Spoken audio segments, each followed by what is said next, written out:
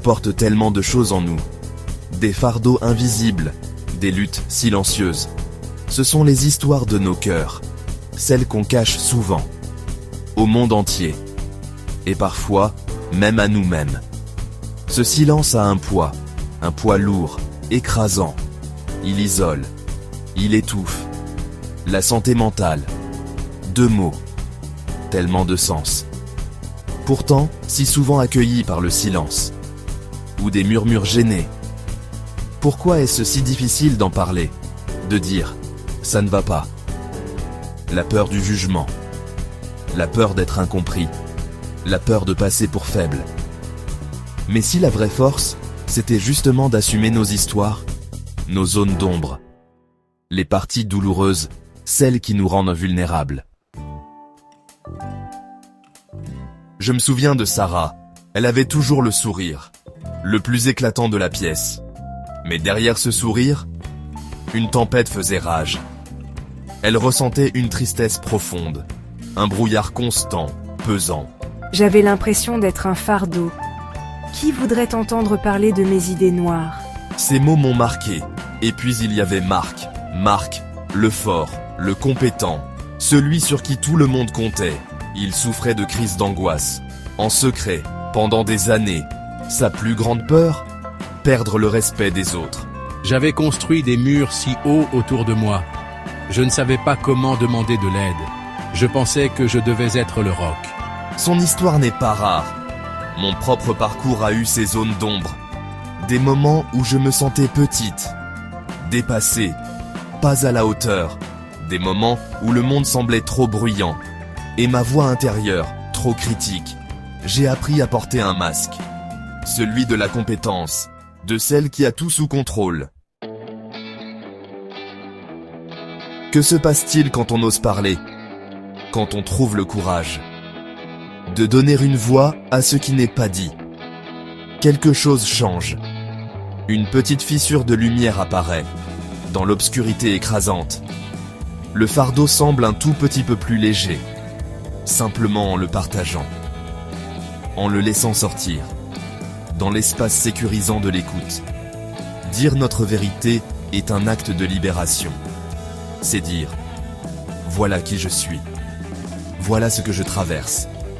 Ça ne règle pas tout comme par magie, mais ça ouvre une porte vers la compréhension, une porte vers le soutien, une porte vers la guérison.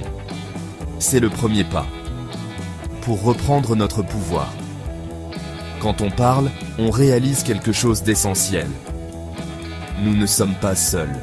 Nos peurs du jugement sont souvent bien plus grandes que la réalité. Souvent, ce qu'on trouve, c'est de l'empathie, de la compassion. Quelqu'un qui dit « moi aussi » ou « je t'entends ».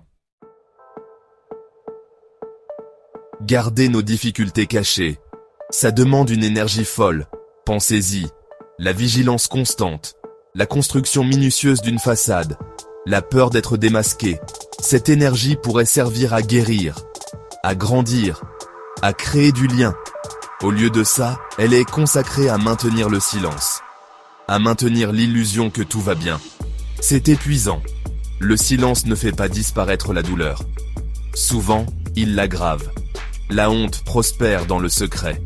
Quand on cache nos difficultés, on intériorise le message qu'il y a quelque chose qui cloche chez nous, quelque chose dont il faut avoir honte. Cette honte peut être corrosive, rongeant notre estime de nous-mêmes, rendant la douleur initiale encore plus lourde. Le masque que nous portons, pour cacher nos vrais sentiments, il peut devenir une prison. Il tient les autres à distance, mais il nous enferme aussi à l'intérieur. Le docteur Gabor Maté parle souvent de connexion. Il dit « La tentative d'échapper à la douleur est ce qui crée plus de douleur. » Quand on essaie d'anesthésier ou de cacher nos blessures, on les prolonge sans le vouloir. Son travail nous rappelle que nos blessures émotionnelles ont besoin d'air. Elles ont besoin d'être reconnues, pas d'être refoulées. C'est un chemin vers la vraie guérison. J'ai souvent écrit sur la vulnérabilité. Ce n'est pas une faiblesse. C'est notre mesure la plus juste du courage. Être vulnérable, c'est se montrer, c'est être vu, même quand on n'a aucun contrôle sur le résultat. Quand on parle de notre santé mentale, on se montre incroyablement vulnérable et incroyablement brave. C'est là que se trouve la vraie force. Peter Levine, un expert en traumatisme, nous enseigne que le traumatisme ne réside pas seulement dans l'événement, il est dans le système nerveux, et que la guérison implique le corps. Raconter notre histoire peut en faire partie, permettre à l'énergie bloquée de circuler. Ces travaux nous montrent l'importance de la parole, surtout lorsqu'elle est combinée à d'autres approches somatiques. Faire ce premier pas peut sembler monumental. L'idée de parler de notre douleur peut être terrifiante. Mais le courage, ce n'est pas l'absence de peur. C'est ressentir la peur. Et le faire quand même. Le chemin vers la guérison commence souvent par un petit acte courageux. Un murmure de vérité. À une personne de confiance. Ou dans un journal intime. Ça n'a pas besoin d'être une grande déclaration.